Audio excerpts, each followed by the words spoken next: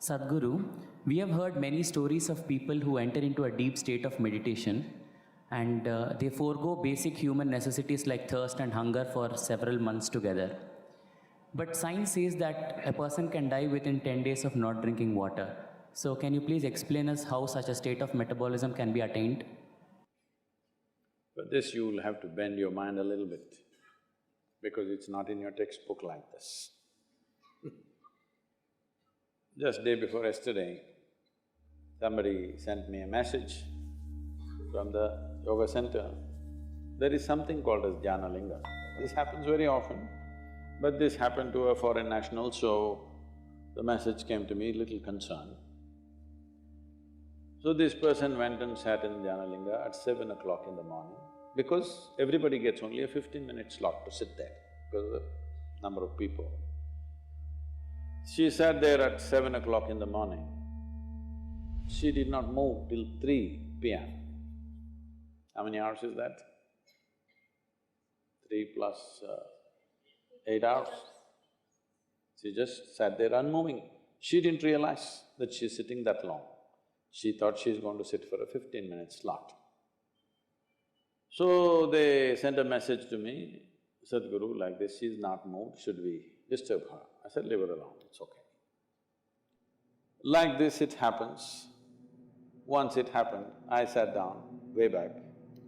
I thought, this was new to me also at that time, I thought I'm going to… I sat there for 25–30 minutes.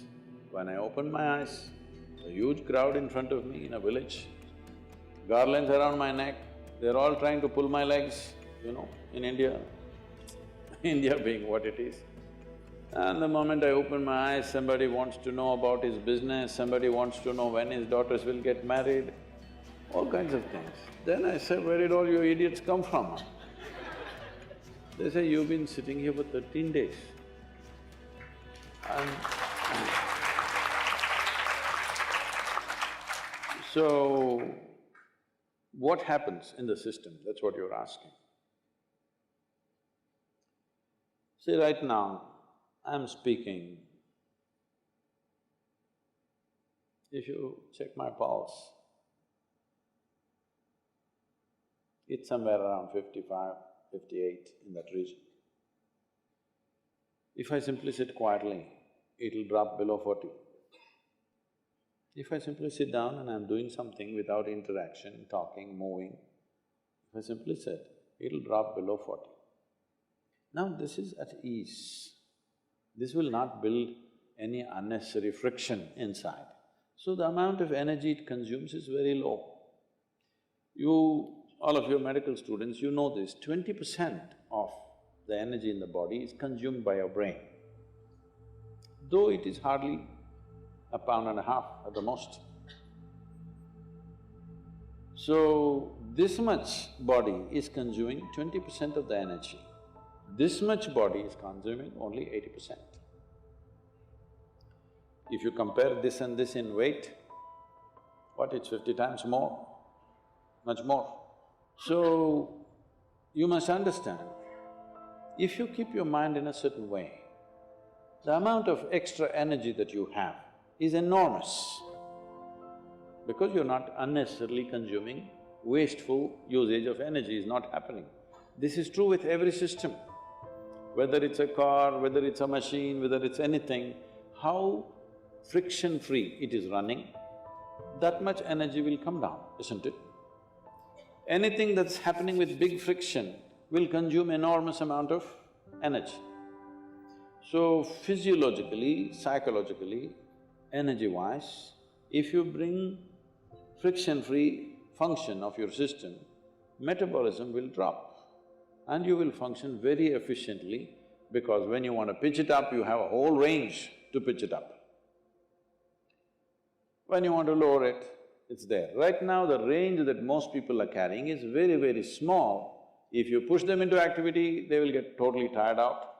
If they have nothing to do, they will freak. If you have nothing to do, you freak, isn't it? So in this condition, it'll not go down. Now, everything that you consume is higher simply because you're at a higher RPM, that's all.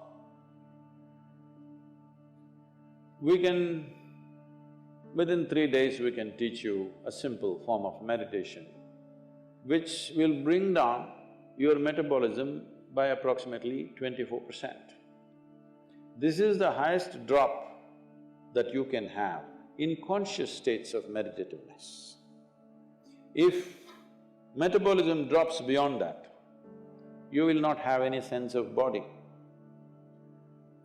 If you sit here, you have no sense of body. It is from this that a yogi is sitting. See, if you sit down here, even if you don't have a watch, your legs, your back, your bottom, everything is keeping time, isn't it? Hello? You don't need a watch. If you sit here for 3 hours, you know you need to get up. Body knows. So, someone is sitting for hours or days because there is no sense of body. Why there is no sense of body is not only because of drop in metabolism, it is also the intensity of your energy which is not biological energy. Another dimension of energy is fully intense. Once it pervades the entire body, you have no sense of body.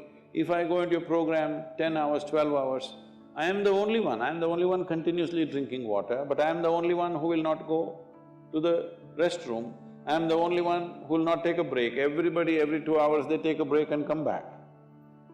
Simply because how identified you are with your physiological process determines these things to start with.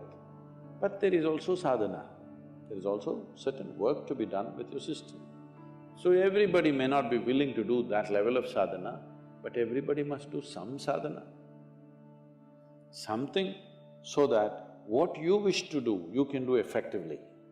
Whatever it is in your life you wish to do, you must be able to do it as well as you can. What the hell you do is not my concern, but whatever the hell you're doing, you must do it well, isn't it? Hello? You must do it well. That's very important for a human being, that we must do it well. So for this, it's very, very important that your own body and your own mind is not an impediment. Your own body and your own mind doesn't trip you all the time. They must be platforms on which you stand. Right now, people have sunk into it. See, this is a platform, it's good. Suppose it lets you sink into it, it's not a good place to sit and talk, isn't it? It's holding us up, so it's nice.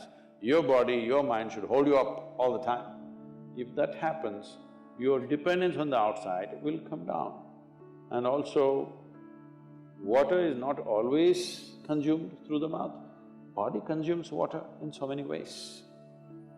If you activate the system in a certain way, it consumes energy.